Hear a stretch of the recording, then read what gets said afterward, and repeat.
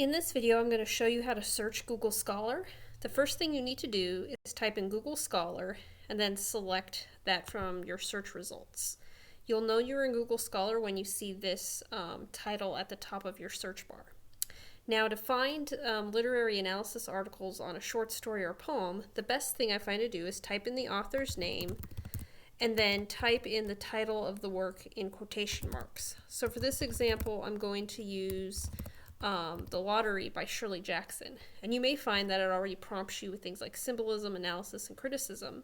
In this example, I'll go ahead and pick symbolism to help my search. Now you can narrow down by year, but usually for literature, it doesn't matter so much when the article was published. But I do want to show you a few examples. So right here you can see if there's an online version, like with a PDF or a doc that's available. If I click on this title, I can see an abstract, and then I can access the full text by going down here to View Open.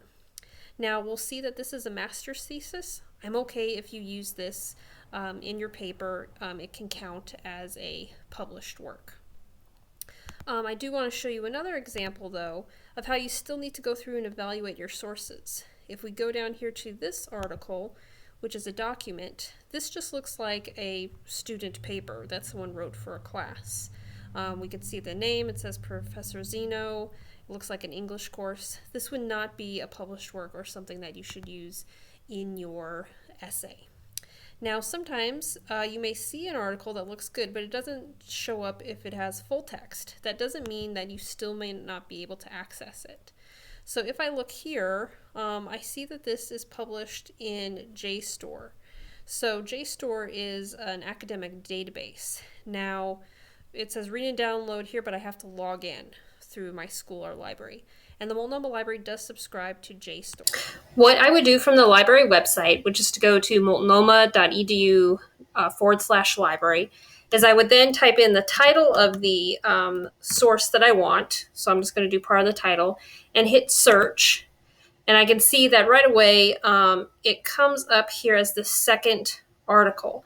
And if I go to Access Now, it'll give me the option to find this in another database and pull up the full text that way.